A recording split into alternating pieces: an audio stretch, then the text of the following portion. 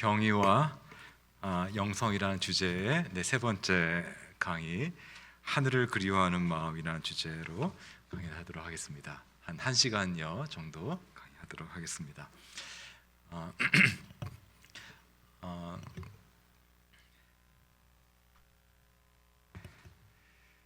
제가 C.S. 루이스라는 작가를 좋아하는데요. 왜 좋아하는지를 누가 물으면 보통 두 가지 정도를 이야기합니다. 첫 번째는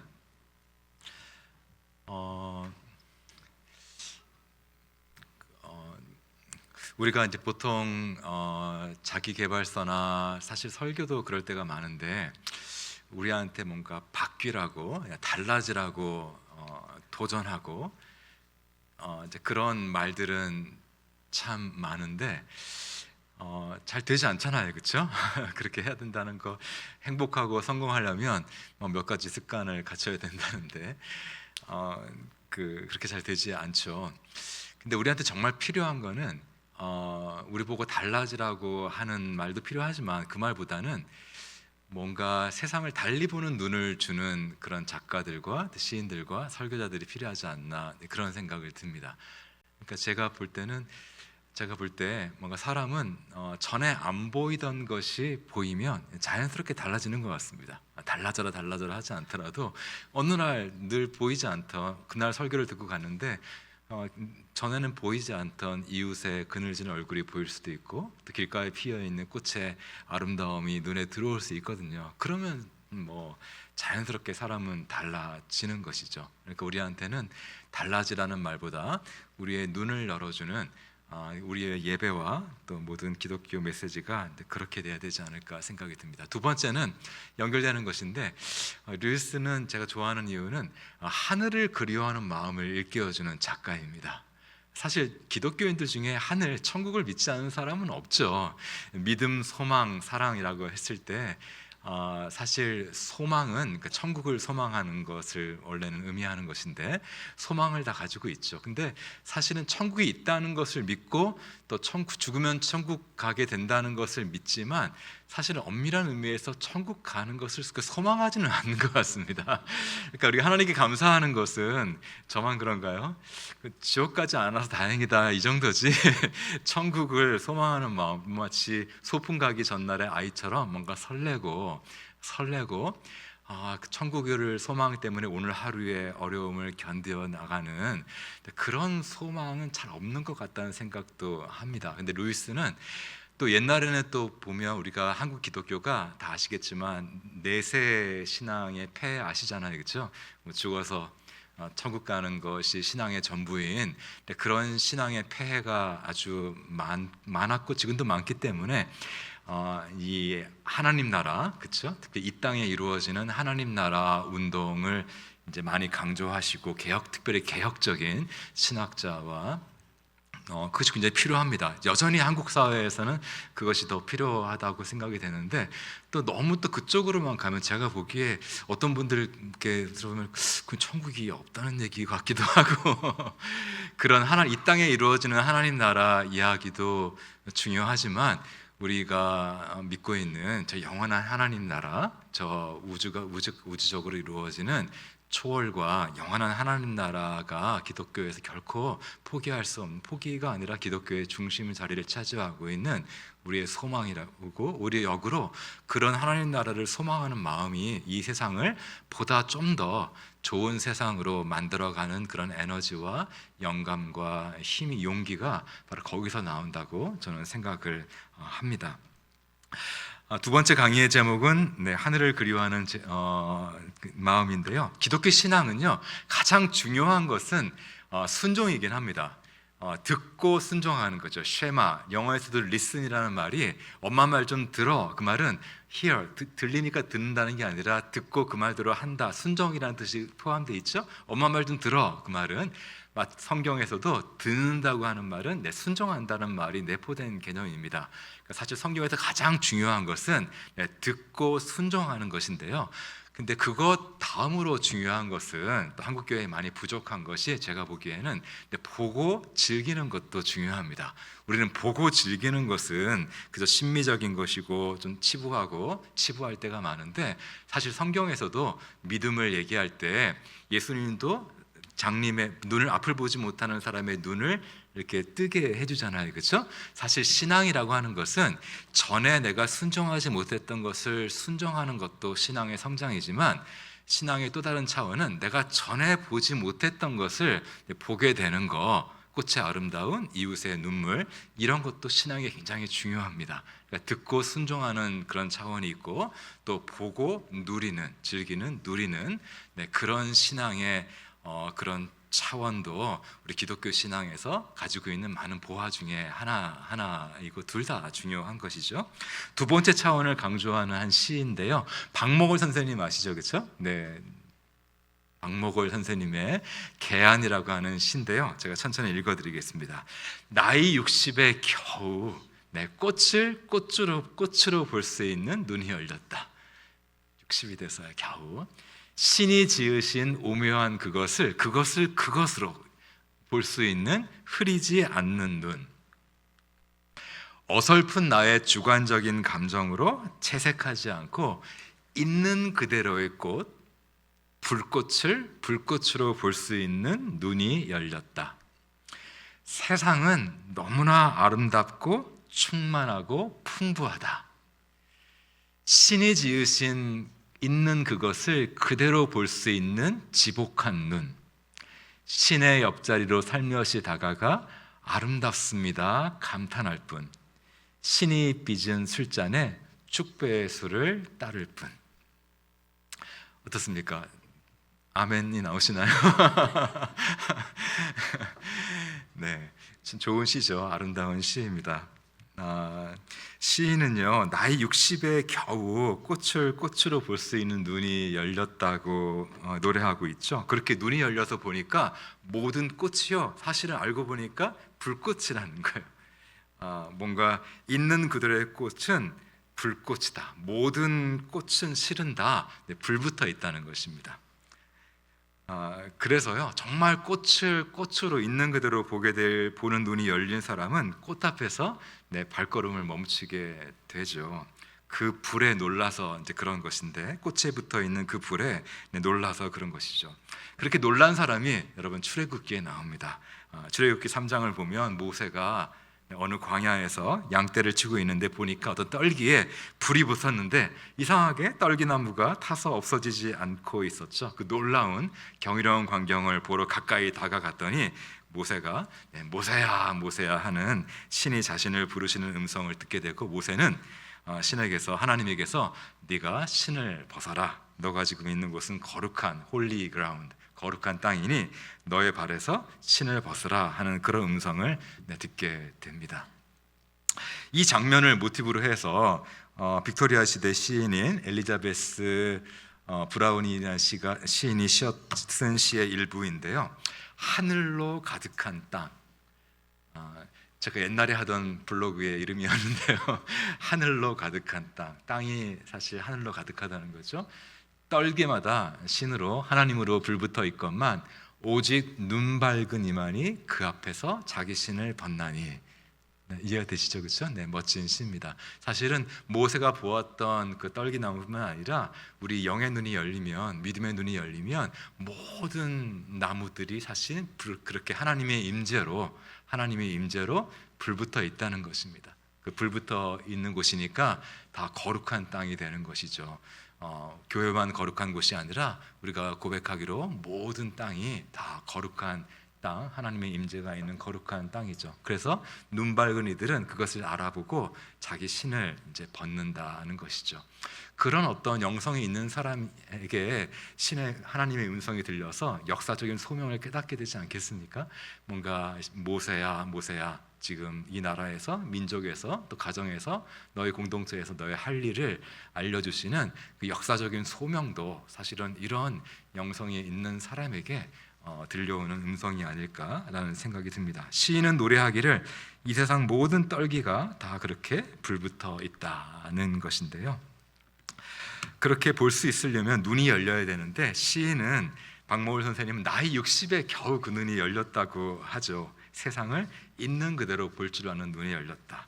그렇게 있는 그대로 보니까 세상이 너무나 아름답고 충만하고 풍부하다라고 그런 19절에 있었는데, 여러분 그 구절에 아멘이 나오시던가요? 어떻습니까? 이 세상은 특히 그쵸, 우리 한국의 지금의 여러 가지 우리 현실을 생각하면 세상이 정말 너무나 아름답고 충만하고 풍부하다. 물론 세상은 우리 한강 작가님의 그 수상 소감처럼 세상은 어떻게 이렇게 아름다운지 또 동시에 어떻게 이렇게 고통이 있는지 이 두 가지의 역설을 우리가 항상 같이 이야기해야 되는 것이, 너무 한쪽만 얘기하는 것은 아닌 것이고, 근데 세상이 너무나 아름답고 충만하고 풍부하다고 느끼실 때도 역시 있으신가요?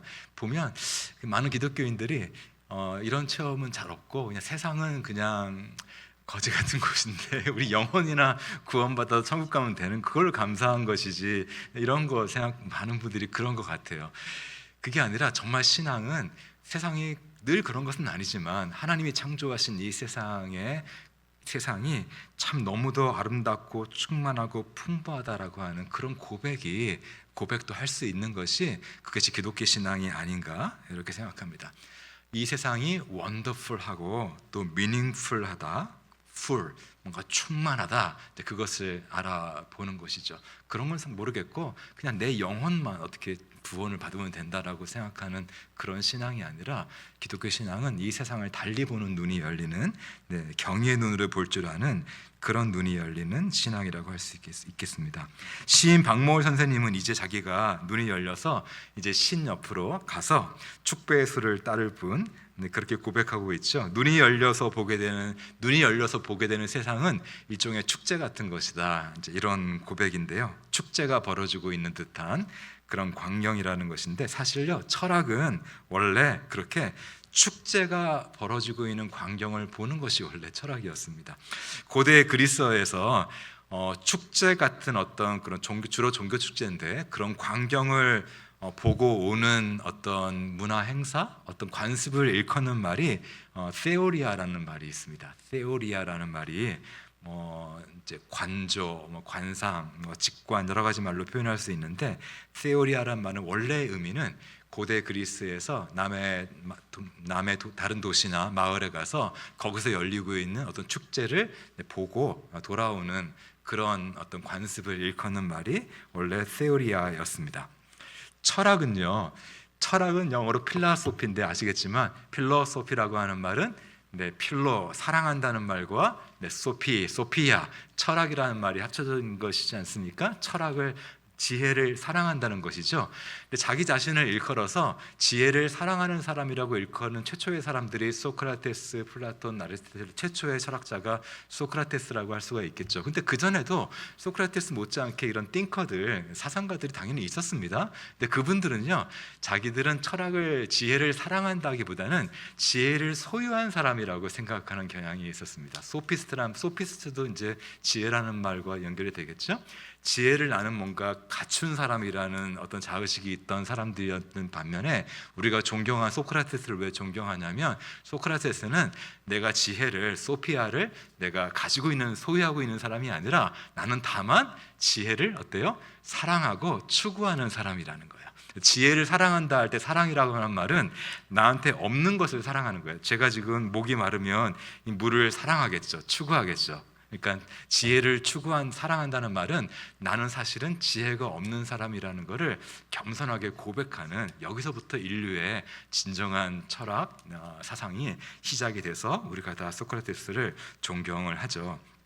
그런데 자기 자신을 일컬어서 이렇게 지혜를 사랑하는 사람이라고 불렀던 그 최초의 철학자들은요, 지혜는 어떤 진리를 보는 것이라고 생각했습니다. 사실 이것은 굉장히 혁신적인 생각이었는데, 전에는 지혜라고 하는 것은 뭔가 듣거나 말하거나 이런 거라고 생각했는데, 소크라테스부터 이들은 지혜라고 하는 것은 남이 잘 보지 못한 뭔가를 이렇게 보게 되는 것이 지혜의 어떤 근본이다, 이런 생각을 하게 됐습니다. 그래서 그들은 그 당시에 있었던 어떤 관습, 어디 남의 도시에 가서 아름다운 종교적 영적인 축제를 보고 오는 것 같은 이 단어를 가지고 와서 본인들 같은 철학자들이 하는 일이 바로 그것이다. 우리는 저 초월의 세계에서 벌어지고 있는 그 광경을 보고 그것을 전하는 거죠. 플라톤 그 동굴의 비유에서처럼 바깥 세상을 보고 나서 진짜 세상을 보고 와서 동굴 속으로 돌아와서 그 진짜 세상 이야기를 전해주는 것이 그게 바로 철학자들인 거죠. 고대 그리스인들은 이런 축제에 가는 것이 놀러 가거나 구경 가는 것이 아니라 주로 종교 축제였고, 종교 축제에 가는 이유는 사실 예배를 드리러 가는 것이었습니다. 예배를 본다는 건 그냥 예배를 구경한다는 것이 아니라 그 예배에 몸과 마음으로 참여한다는 것이었고, 그런 참여를 통해서 어떤 깨달음을 얻어가지고 그것을 가지고 돌아오는 것을 이야기하는 거였고, 그런 목적으로 종교축제를 갔다가 돌아오는 사람을 일컬어서 테오로스라고 했고, 그 테오로스에서 온 말이 영어의 테오리스트, 이론가들입니다. 우리는 지금 이론가들 그러면 현실과 상관없이 그냥 어떤 이론 가지고 이렇게, 그게 아니라 원래 테오리아에서 테오리, 이론이라는 말이 왔는데, 이론이라는 말은 실제와 분리되어 있는 그런 개념이 아니라 우리가 보통 사람들은 보지 못하는 근원적인 원리를 볼 때 비로소 프랙티컬한 것도 할 수 있는 거잖아요. 남들과 똑같은 수준이라면 그 밥에 그 나물이겠지만, 남들이 보지 못하는 본질을 보게 되면 더 뭔가 혁신적인 어떤 실제적인 어떤 지혜가 거기서부터 나오는 거잖아요. 그것이 바로 철학이라고 할 수가 있습니다. 플라톤의 대표적인 리퍼블릭 국가에서도 소크라테스가 어떤 축제에서 돌아오는 길에 으로 이야기가 시작이 되죠. 플라톤은 철학자란 진리가 벌어지고 있는 광경을 보기를 사랑하는 사람이다라고 정의하기도 했습니다.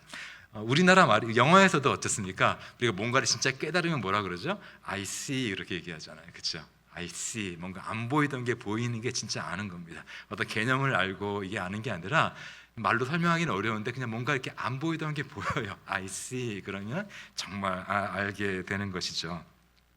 철학은 경의에서 시작한다라고 얘기했을 때, 경의의 원어는 타우마제인이라고 말씀드렸는데요. 이 말은 원어를 공부해 보면 뭔가 이렇게 본다는 말과 관련이 있습니다. 그러니까 타우마제인이라고 하는 것은 뭔가 경이롭게 뭔가를 본다, 이제 그런 뜻인 것이죠.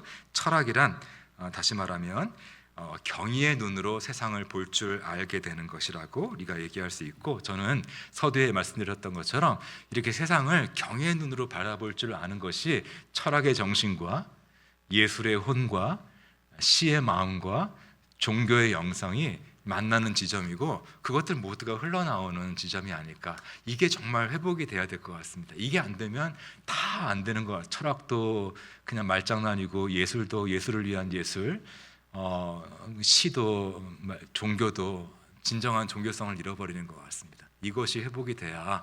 그래서 우리가 여기 아이들도 많이 친구들도 있는데, 교회가 정말 가르쳐야 되는 것은 교회 안에서만 아멘 할렐루야 하는 것이 아니라 교회 바깥에서도 말씀을 알아듣고 공부하다가도 아멘 할렐루야가 나와야 되지 않겠습니까? 선생님으로부터. 저는 고등학교 시절 생각해 보면 교회에서도 좋았지만 지구과학 시간에 그 지구 우주의 무한 광대함을 볼 때 너무 은혜가 되고, 이걸 창조하신 분이 하나님이시니까 아멘과 할렐루야가 절로 나오고, 또 문학을 공부할 때 아멘과 할렐루야가 절로 나오고, 그랬던 기억이 납니다.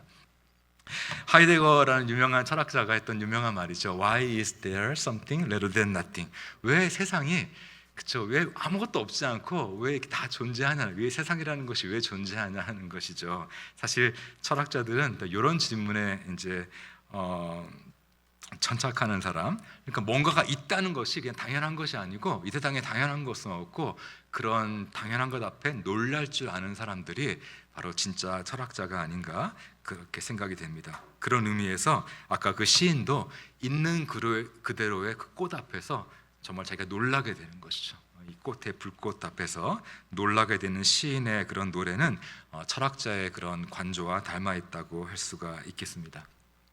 근데 지금의 철학은 옛날에 이런 소크라테스의 그런 영성적인 철학과 거리가 많이 멀고, 많이 거리가 멀어서 오히려 철학자들이 해야 될 일들을 요즘은 문학가들이랄지 시인들이 많이 하고 있는 것 같은데, 전에 생종 페르스라고 하는 노벨 문학상을 받은 시인이 노벨 문학상을 받으면서 했던 말이, 철학자들이 너무 형이상학을 버려버렸어요. 철학자들도 이제는 얘기했던 것처럼 형이상학을 이제 구시대의 유물로 취급하기 때문에, 형이상학을 떠나버렸기 때문에 이제 형이상학을 회복해야 될 임무가 시인들에게 맡겨졌습니다. 옛날 철학자들이 말했던 경의의 진정한 딸은 이제 과거 일을 자처했던 철학이 아니라 이제 시입니다. 이 말을 좀 설명드리면, 전에 소크라테스가 헤시오도스의 신통기에서 이제 이리스가 무지개인데, 무지개는 타우마스의 딸이라고 헤시오도스가 얘기한 것을 두고, 그 타우마스가 사우마, 경의의 딸이 무지개다, 이렇게 한 말로 해석하면서 그 말이 옳다 이렇게 얘기한 부분이 있거든요. 근데 요 시인 생존 페레스는 경의의 진정한 딸이 옛날에는 철학자일 수 있었지만 지금은 오히려 신의 메시지를 인간들에게 주는 역할을 시인들이 해야 된다, 그렇게 고백하고 있습니다. 이제 나니아 이야기를 좀 더 자세하게 들어가 볼 텐데요. 나니아는 아주 제가 얘기했던 wonderful, 또 meaningful, fullness, 충만, 아름답고 충만하고 가득한 그런 세계입니다. 나무가 노래하고요, 별들이 노래하고, 또 강이 노래하고, 강에 요정들이 돌아다니는 춤을 추는 그런 세상이 바로 나니아 세계죠. 나니아 연대기는 그래서 읽으면 이런 세상을 향한 어떤 동경이랄지 그리움이랄지 그런 것들을 우리 마음속에 일으키는데요. 나니아는 신들로 가득한 세계, 풍부하고 생동하고 의미와 경의로 가득 찬 그런 세계, 그런 공간입니다.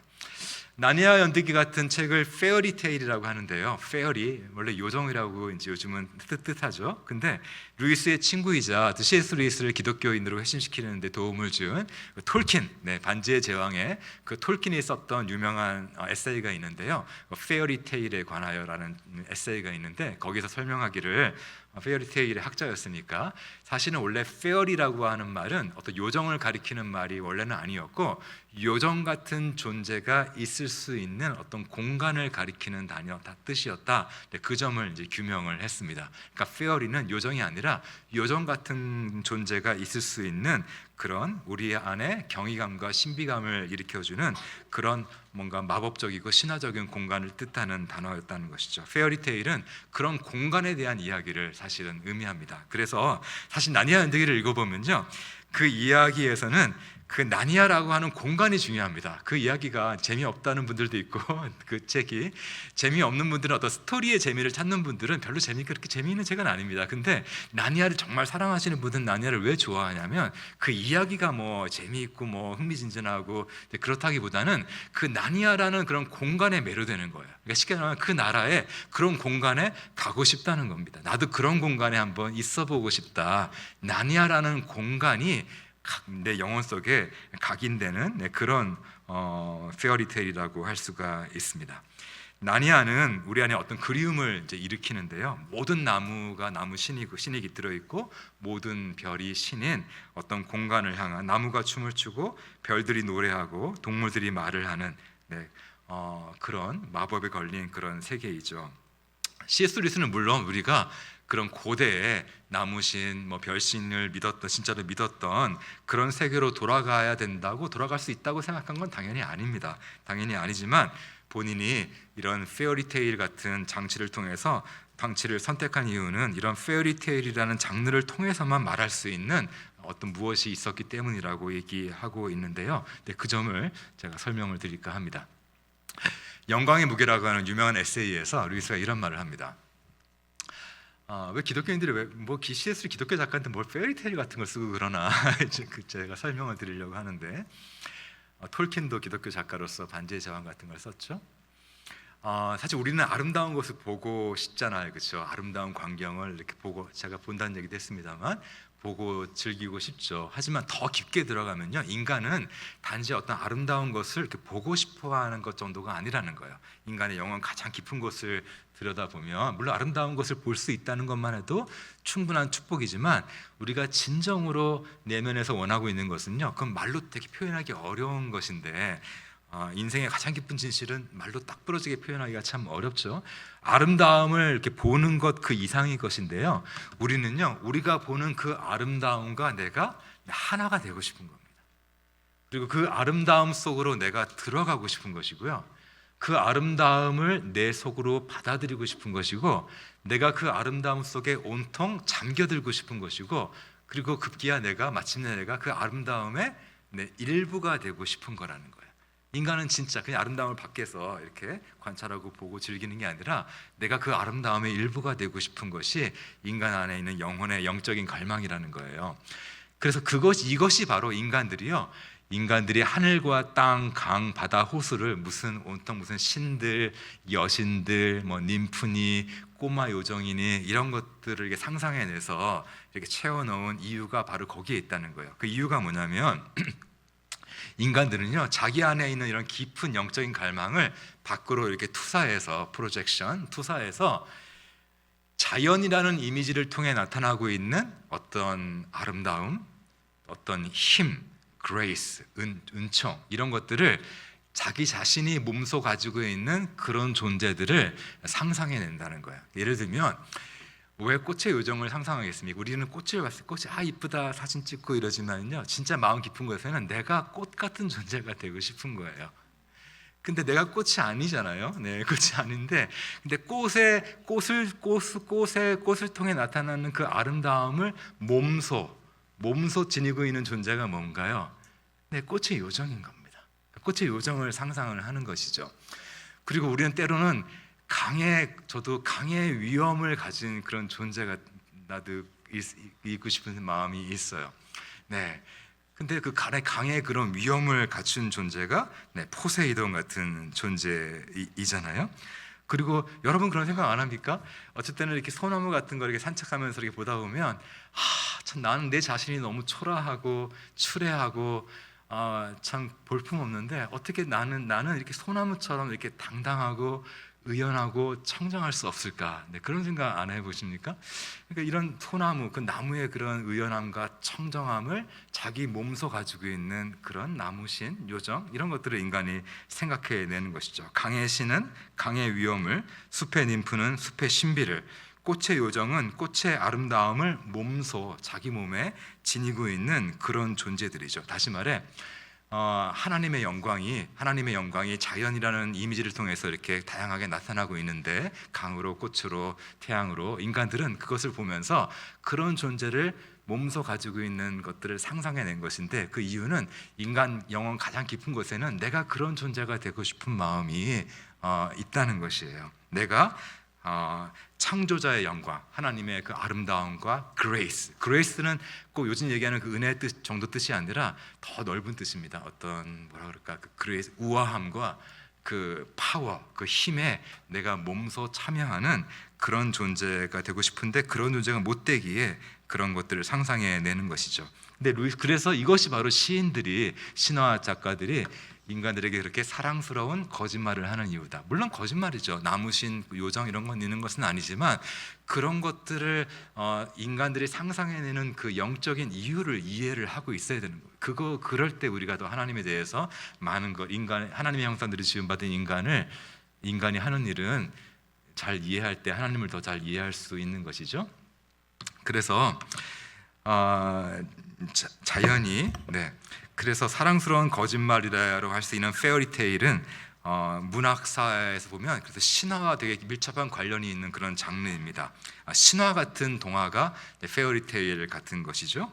우리 안에 이런 동화나 신화를 읽으면 뭔가 어떤 가장 영혼 깊은 곳에서 어떤 그리움이 일깨워지는데, 루이스는 어렸을 때부터 신화에 있는 것을 굉장히 좋아했던 그런 사람이었습니다. 근데 루이스는 자기가 신화를 읽을 때 찾아오곤 했던 어떤 감정, 어떤 그리움을 일컬어서 조이라는 말로 이제 일컬었어요. 그래서 C.S. 루이스는 나중에 기독교인이 될 때 이 조이를 추구하는 과정에서 결국 기독교 신앙으로 돌아오게 되거든요. 무신론자였다가 오늘 그 얘기를 자세하게 할 시간은 없습니다만, 나중에 C.S. 루이스는 이 조이라고 하는 기쁨 정도를 넘어선 그리움 같은 단어인데요, 이 조이를 어떻게 정의를 내리냐면 어떤 충족되지 못한 갈망, 그런데 다른 어떤 충족보다도 더 갈망의 대상이 되는 갈망. 말이 어렵죠. 설명을 드리면 목마름은 갈증이잖아요. 갈망이잖아요. 근데 목마름이 해갈되면 그거는 만족이잖아요. 그렇죠? 배고픔은 이제 갈망이잖아요. 근데 그 배고픔이 포만감이 되면 그 만족이잖아요.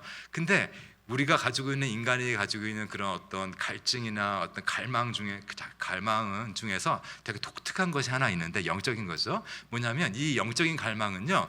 이것을 몰랐을 때는 그냥 세상을 잘 살았는데 이것을 이제 거룩한 불만족이라고 해야 되나? 하나님을 향한 갈망. 이걸 알게 되면 이 세상의 그 어떤 만족보다도 이 거룩한 불만족을 더 좋아하게 돼요. 그게 역설이라는 거예요. 이 세상 모든 만족들보다도요, 아주 하나님을 향한 갈망은 아주 하나님을 갖지 못한 거잖아요. 천국은 아니니까.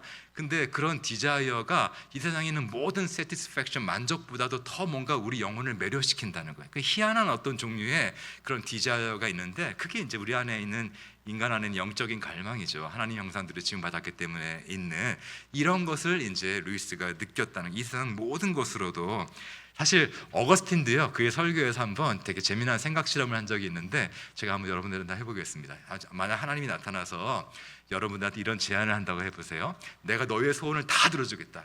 자, 뭐 불로장생의 이 세상 최고의 권력과 아름다움과 하여튼 네가 좋아하는 나쁜 것이 아니라 좋은 것들 다 가지고 모든 네가 상상하는 모든 것을 다 너에게 가지게 해주겠다. 단 하나. 하지만 그 대신 너는 내 얼굴은 결코 보지 못할 것이다. 어떠세요, 여러분? 그랬을 때 어거스틴 이렇게 얘기합니다. 그 순간 근데 하나님의 얼굴은 못 본다고? 이건 아니지 않나? 이런 생각. 그때 뭔가 우리 영혼 속에서 짜릿한 그게 우리 인간 안에 있는 하나님 형상이라는 거예요. 우리가 이 인간은 이 세상 모든 걸 다 가져도 하나님을 본다는 거, 하나님을 만난다는 거, 네, 그것은 이 세상 모든 것을 다 가진 것과 비교할 수 없는 인간의 영혼을 가득 채워주는 무엇인데 그것이 인간 영혼 안에 그 갈증이 있다는 것이죠.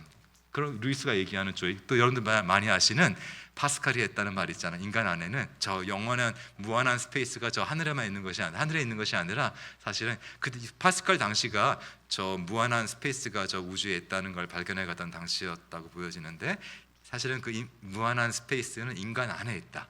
오직 하나님으로만 가득 채워질 수 있는. 그래서 온 세상을 다 가져도 이 인간 영혼 안에 있는 스페이스는 채워질 수 없고 오직 무한하신 하나님의 사랑으로만 가득 채워질 수 있는 그런 무한한 공간이 인간 누구나의 영혼 속에 있다라고 파스칼이 유명한 말을 합니다. 그래서요, 이제 아름다운 것을 이제 보면 사실 우리 마음이 이제 아립니다. 사실 조이라고 하는 것은 마른 기쁨이라는 뜻에서 뭔가 그런 것 같지만, 루이스가 얘기하는 조이는 테크니컬 텀, 뭔가 전문적인 용어인데 뭔가 차라리 기쁨이라기보다는 슬픔이나 아픔에 더 가까운 그런 단어예요. 여러분들 어떻습니까? 지금 혹시 아니시더라도 전에 문학 소년이었을 때, 또 문학 소녀였을 때 한번 떠올려 보세요. 정말 너무나 아름다운 것을 보면 어떻습니까? 가슴 한편이 막 벅차오르시면서 또 한편으로는 가슴이 아리지 않던가요? 그렇죠? 네. 우리가 너무나 뭐 얼망졸망 아름다운 걸, 예쁜 걸 보면 좋기만 하지만 그게 아니라 내 영혼을 압도해오는 그런 아름다움 앞에 서거나 음악을 듣거나 감동을 받거나 뭔가를 느끼면요, 인간은 두 가지 양가 감정인데, 한쪽으로는 마음이 너무나 벅차오르면서 한편으로는 마음이 되게 아려옵니다. 아픈 거죠. 그래서 봄을 정말 사랑하는 사람은 봄을 알잖아요. 룰루랄라 봄을 좋아하는 걸 넘어서서 봄을 사실 앓는 사람이 봄을 정말 사랑하는 사람이죠. 루이스가 얘기하는 이 조이는 사실 즐거움보다는 슬픔이나 아픔에 가까운 무엇인데, 우리가 엔조이하는 것이라기보다는 서퍼하는 것이고요, 영혼을 압도해오는 어떤 허기나 갈증 같은 것입니다. 신기한 것이, 근데 이 허기나 갈증은 이 세상 그 어떤 배부름이나 만족보다 인간의 영혼을 매료시키고 사정없이 영혼을 후벼파는 허기와 갈증인데, 이상하게 인간의 영혼은 이 허기나 이런 갈증에 대해서 몰랐던 시절로 돌아가고 싶어 하지 않습니다. 이 허기, 이 갈증을 모르고 사느니 차라리 이 허기, 이 갈증을 껴안고 죽고 싶어 한다는 것이죠. 가슴을 벅차게 만들면서 동시에 아리게 만드는 황홀감과 소외감을 동시에 가져오는 이런 그리움이 C.S. 루이스의 그런 상상력 문학의 그런 큰 주제이기도 했습니다.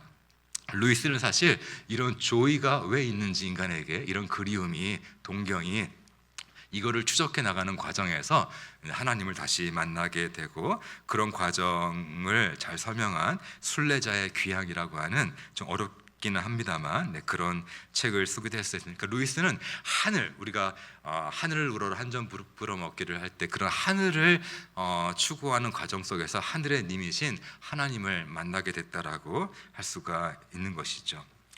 이 땅에서 가장 힘센 존재로서의 하나님이 아니라 인간이라면 사랑할 수밖에 없는 그 하늘의 그 주인이신, 님이신, 하늘보다 더 하늘다우신 하늘의 본질이신 그 하나님을 만나게 되었다는 것이죠. 그래서 정말 아름다움이라는 말, 어떤 국문학자의 말을 따르면 아름다움이라는 말에 아름이라는 게 물론 어원이 여러 가지가 있는데 아리다에서 온 말인 것 같다는, 저는 그 말이 좀 그럴 것 같다는 생각이 듭니다. 아리랑하고도 연결된다고 하고 여러 가지 어원이 있는데, 뭔가 아름답다는 게 뭔가 가슴을 아리는 게 아름다움이 아닐까, 이런 생각을 합니다. 아름다운 것을 보면 마음이 아리죠. 왜냐하면 하늘은, 우리가 지금 땅에 있지만 하늘은 아름다움의 바다, 진선미의 바다인데 우리는 그 바다를, 원래는 바닷속에 살아야 되는 존재들인데 저와 여러분은 지금 아무튼 바다 바깥에 있거든요. 바다 바깥에 있으니까 우리의 본향인 그 하늘을 향한, 아름다움의 바다를 향한 그런 그리움이 우리 인간 안에 있는 것이고, 그냥 이 세상에서 돈 버는 재미, 패싸움에서 이기는 재미로 잊고 살 수는 있지만, 그러나 정말 아름다운 위대한 음악을 듣거나 좋은 영화를 보거나 시를 읽거나 좋은 설교를 들으면 우리 안에 우리가 꾹꾹 눌러왔던 정말 그 하늘을 향한 그리움의 마음, 동경의 마음이 다시 솟구쳐 올라오고, 교회는 그런 땅에서 뭔가 성공에 대한 욕망을 키워주는 곳이 아니라 이 세상에서는 각기 그 자꾸 눌러버리는 그 영혼을 향한 동경, 하나님을 향한 그리움의 마음을 다시 일깨워주는 그런 공간이 되어야 되지. 그럴 때 교회는 옛날처럼 진정한 철학과 예술과 또 그런 것들의 어떤 후견인 역할을 할 수 있는 그런 공간이 될 수 있다 생각을 합니다. 제가 잠깐만요. 제가 좀 가고 싶었던 시가 있는데 제가 그 시가 아주 여기 제가 빠뜨린 것 같습니다. 제가 읽어드리면 좋을 것 같습니다. 제가 여러분들 시를 하나 읽어드리려고 하는데요. 이 좋은 시를 제가 빠뜨렸는데, 제가 지하철 이제 가다가 보게 된 시인데요. 오늘 하이라이트라고 할 수 있습니다. 하이라이트를 빠뜨렸네. 이제 봄 교실에서라는 어떤 선생님이 지으신 시인 것 같아요. 선생님이 초등학교인지 중학교인지. 읽어드리겠습니다. 얘들아 저 봄 봐라. 봄. 수업하다가 봄이 너무 좋으니까 선생님이 얘들아 저 봄 좀 봐라 이렇게 했겠죠. 얘들아 저 봄 봐라 하고 창문을 열었지요. 하지만 아이들은 힐끗 보곤 끝입니다. 그렇잖아요, 그렇죠? 아이들은 봄에 관심 없습니다, 그렇죠? 근데 그 다음 구절이 이제 백미죠. 시인은 뭐라고 하는지 아십니까? 지들이 마냥 봄인데 보일 리가 있나요? 이렇게 얘기합니다. 시인이 위대하지 않습니까? 아이들이 봄을 시큰둥하는 이유는요, 지들이 봄이니까 그렇습니다. 근데 어른들은 어때요? 여러분들은 모르겠지만 저는 아이들일수록 뭔가 이 내면이 점점 을씨년스러워지는 것 같습니다. 어렸을 때는 뭔가 봄 같았는데 나이 들수록 뭔가 꼭 그런 것만 있는 것은 아니지만 마음이 을씨년스러워지고 영혼이 창백해지고, 뭔가 세상 살다 보면 뭔가 겨울 같아지는 것이죠. 겨울 같아지는 거니까 어른들은요, 봄을 보면 그렇게 좋은 거예요. 왜냐하면 아까 루이스가 했던 말 생각나세요? 인간은 아름다운 것을 봤을 때 그 아름다운 거를요 어떻게 한다고요?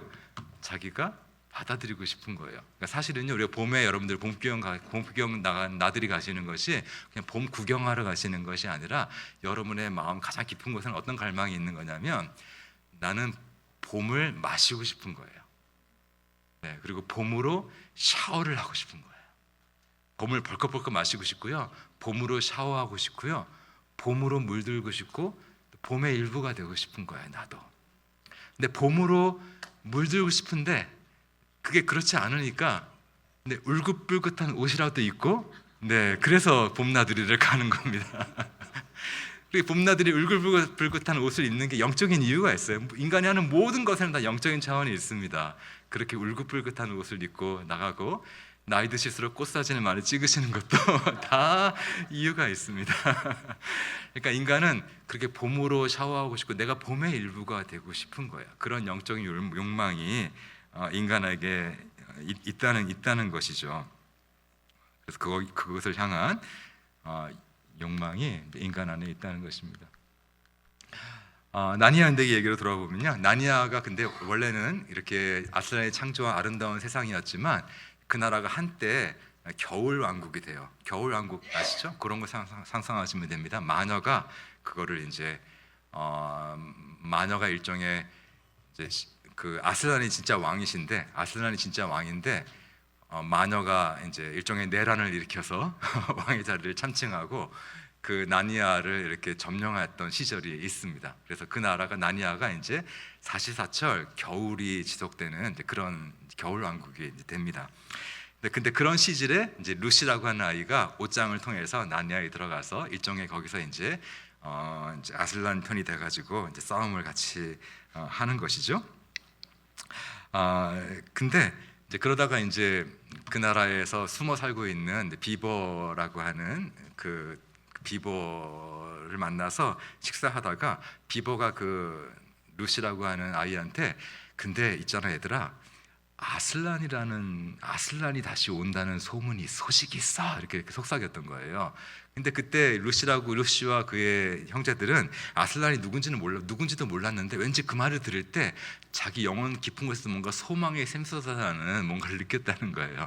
마치 꿈속에서 뭔가 우리로 하여금 꿈 전체를 좋은 꿈이 되게 만들어주는 어떤 단어를 들은 것 같은 그런 느낌을 이제 들었다. 그런 표현이 나니아 은대기 소설 속에 나옵니다. 여러분들은 그런 말을 들어본 적이 있으신가요? 꿈속에서? 사람은 왜 꿈을 꿀까요? 네, 사람이 꿈을 꾸는 이유가 여러 가지 얘기할 수 있겠습니다만 인간에게 영혼이 있기 때문에 그렇겠죠. 인간에게 영혼이 있기 때문에 사람은 꿈을 꾸는 것이고, 그리고 사람의 영혼은 무언가를 그리워하고 있기 때문에 또 꿈을 꾸는 것 같습니다.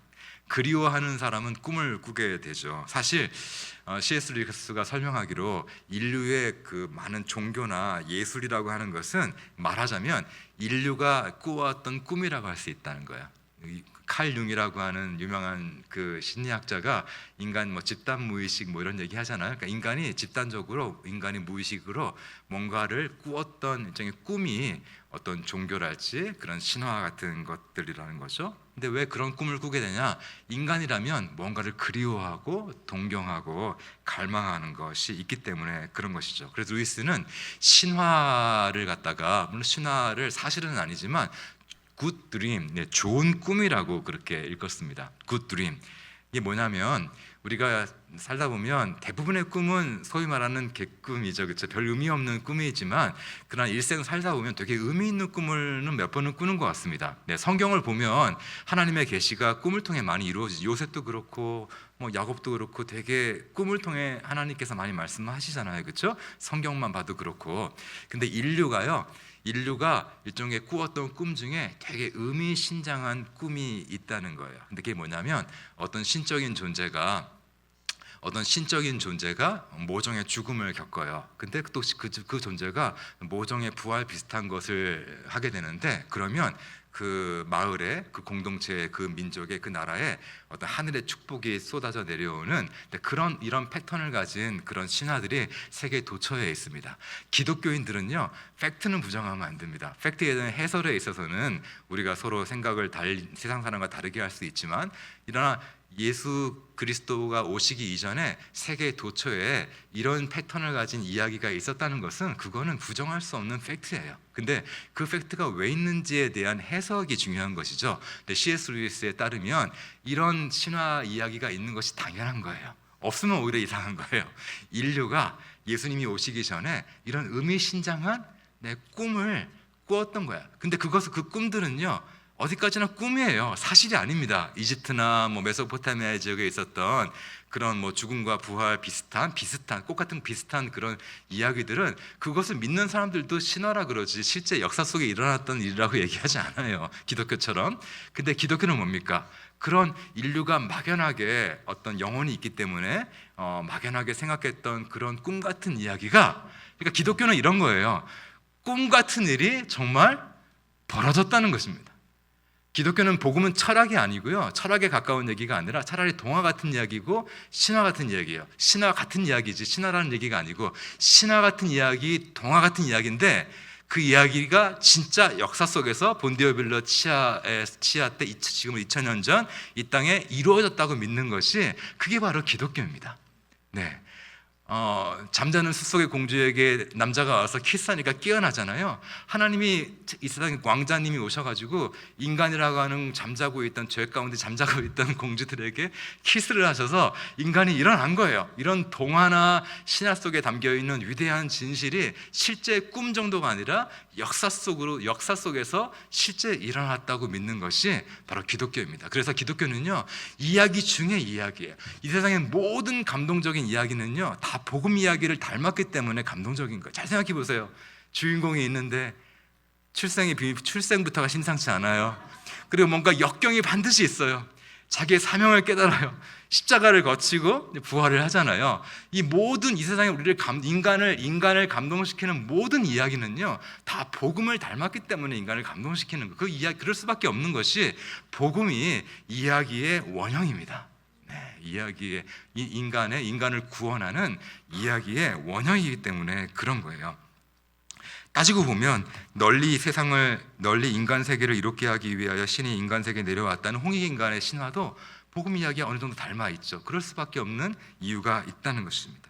그래서 신화는 힘이 세고 사람의 영혼을 움직이는 힘이 있죠. 물론 사실은 아니지만 진실을 담고 있는 이야기라고 할 수 있습니다. 나니아 은대기에서도 그런 신화적인 이야기를 하고 있는 것인데요, 신화 같은 동화라고 했잖아요. 아슬란이 오면 이제 봄이 오는 겁니다. 겨울만 지속되던 그 나라에 아슬란이 오는 것이 봄이 오는 나라인데, 이때 이런 예언의 말들을 그 나니아의 그런 동물들이 서로 막 이렇게 믿고 있는 거예요. 뭐냐면 같이 한번 읽어보겠습니다. 시작. 아슬란이 오실 때 악이 바로 잡히리라. 그의 우렁찬 포효에 슬픔이 사라지고 그가 이를 드러낼 때 겨울은 죽음을 맞이하며 그가 갈기를 흔들 때 봄은 다시 찾아오리라. 아멘. 이게 바로 예레미야가 메시아의 오심에 대해서 예언했던 그런 거를 이런 식으로 표현하는 겁니다. 아슬란이라는 존재가 오면 이 겨울이 물러가고 봄이 다시 찾아온다는 거예요. 그래서 결국은 정말 봄이 이제 여러 가지 스토리가 있지만 시간 관계상 다 생략하고, 읽어보셨습니까? 네, 아슬란이라는 사자가 누구를 위해 대신 죽고 또 부활하는 이야기를 통해서 아슬란이 이 나니아의 마녀를 물리치는 그런 이야기가 전개가 됩니다. 그래서 아슬란이 이제 마녀를 무찌르고 이제 봄이 찾아오자 이제 장면의 한 이야기인데, 잠시 후 루시와 또 파우누스라고 그 나니아 영화에서 이렇게 반인 반수 있잖아요. 이렇게 그 존재가 이제 서로 기쁨에 겨워서 서로 빙글빙글 돌며 춤을 췄다, 이런 장면이 나옵니다. 처음에 이제 마녀가 다스리던 시절의 나니아는요, 마녀의 집 안뜰에 이렇게 마녀는요 모든 이런 살아 움직이던 동물들을 화석으로 만들어 버리는 그런 이제 주술이 있는 거예요. 주술을 통해서 이제 색깔을 빼앗고, 모든 저마다 색깔을 가진 존재였던 동물들에게서 색깔을 빼앗고 목소리를 빼앗고 생명을 빼앗아서 축제를 금지시키고 이렇게 죽어있는 석상들로 이렇게 만들었거든요. 이걸 처음에 딱 보더니 루시가 꼭 박물관 같아 이렇게 표현을 하는데, 근데 그 이후에 아슬란이 마녀를 무찌르고 나자 이렇게 얘기합니다. 죽음을 이기고 부활한 아슬란의 성령이 그들 안에 이렇게, 아슬란이 죽음을 이기고 부활한 다음에 여기 들어가 가지고요 자기 숨을 그 석상들에게 후하게 불어줍니다.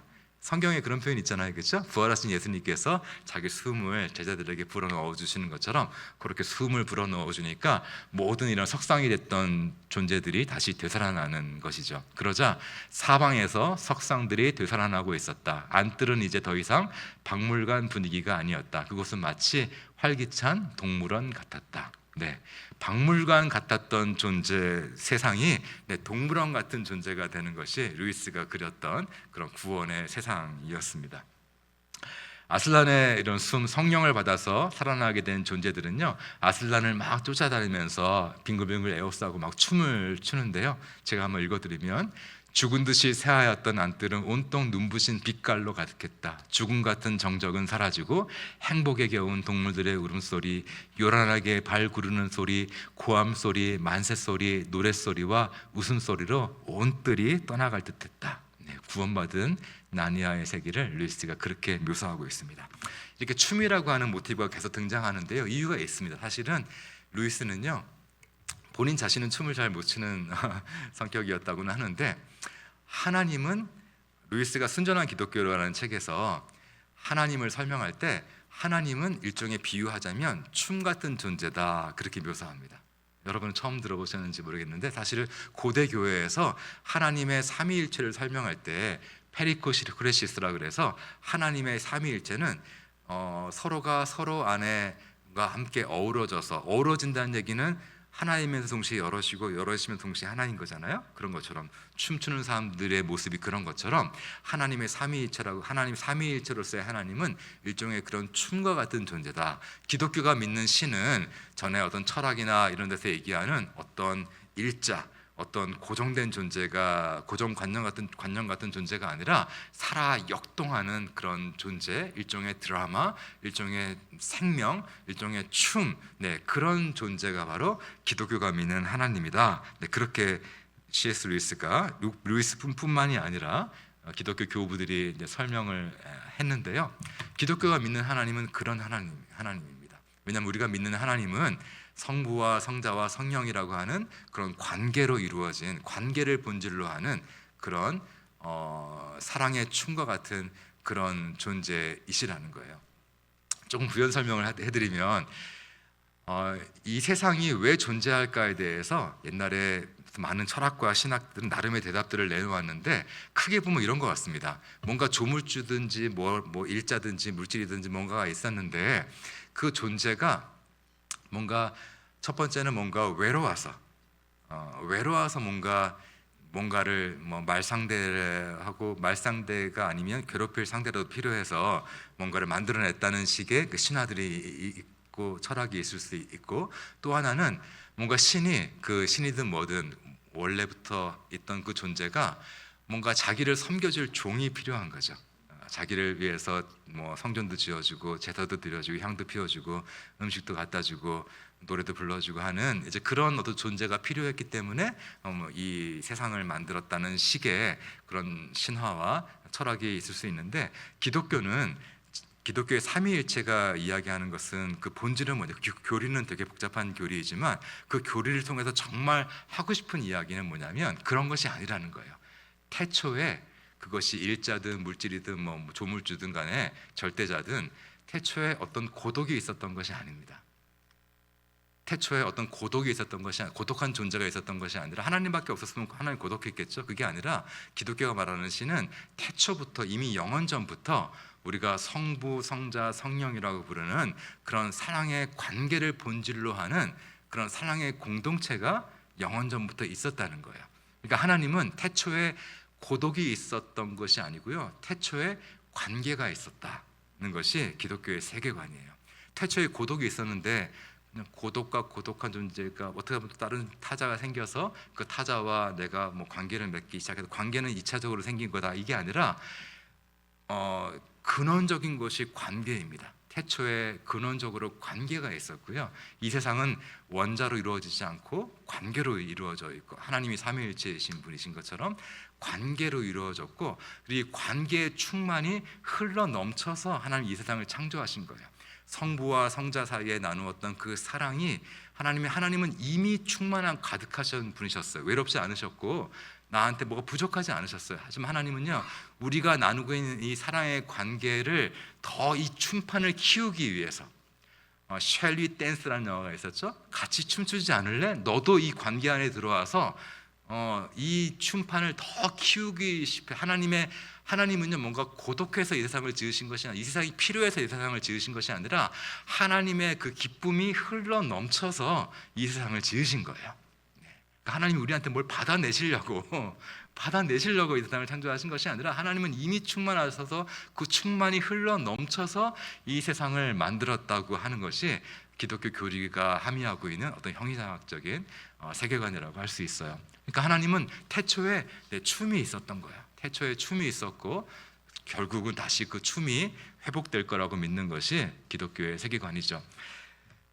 아슬라는 이 나니아 세계를 애초에 처음 창조했을 때 얘기인데, 처음 창조했을 때 일종의 원복을 우리 원제 얘기도 중요하지만 원제 이전에 원복이 있었거든요. 원제가 심각한 이유는 원복을 해치기 때문에 원제가 심각하게 되는 거죠. 원제도 중요하지만 원제 이전에 하나님께서 생육하고 번성하라고 하면서 이 세상 모든 만물을 축복하신 그 원복이, 오리지널 신보다 오리지널 블레싱이 더 근원적입니다. 근데 오리지널 신도 중요해요. 왜냐하면 오리지널 블레싱을 해치는 것이 오리지널 신이기 때문에 오리지널 신, 원제도 중요하지만 오리지널 블레싱이 사실은 더 근원적인 것이죠. 근데 나니아 나라에서 아슬란이 나니아를 창조하고 나서 오리지널 블레싱을 하는 장면이 있는데, 이건 사실 우리가 외울 만한 가치가 있는 블레싱입니다. 한번 같이 한번 읽어보겠습니다. 시작. 나니아여 나니아여 나니아여, 깨어나라 사랑하라 생각하라 말하라, 걸어다니는 나무들이 되어라, 말하는 동물들이 되어라, 성스러운 물이 되어라. 네, 멋지지 않습니까? 나니아여 나니아여 나니아여, 깨어나라 사랑하라 생각하라 말하라, 걸어다니는 나무들이 되어라, 말하는 동물들이 되어라, 성스러운 물이 되어라. 네. 생태적인 비전을 담고 있는 그런 말이기도 하죠. 그렇죠? 걸어다니는 나무들, 또 말하는 동물들, 성스러운 물. 생각해 보세요. 우리가 인간이 어떻게 걸어다니는 나무, 말하는 동물, 성스러운 물을 제가 첫 번째 1강 때 얘기했던 그런 대상화시킬 수 있겠습니까? 이런 것들은 대상이 오브젝트가 아니죠.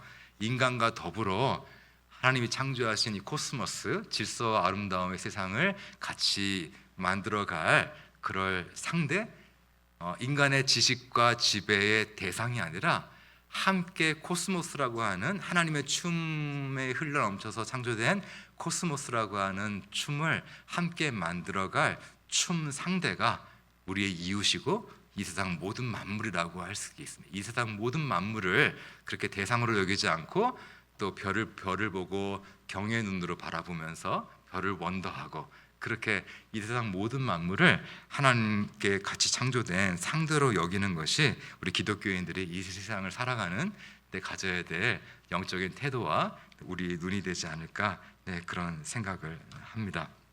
또 마지막으로 이제 루시가 또 파우누스라고 하는 나니아의 그런 존재와 더불어서 손을 맞잡고 기쁨에 겨워 빙글빙글 돌며 춤을 추었다. 춤에 대한 장면으로 마치고 있고, 맨 마지막 장면을 보면 이제 아슬란이 그 아이들을 등에 태우고 막 그 질주하는 장면이 나오는데, 여기에 이렇게 표현이 되어 있습니다. 아이들은 겁이 났지만, 사실은요 진짜 신나는 건요, 겁이 나도록 신이 나야 진짜 신이 나는 겁니다.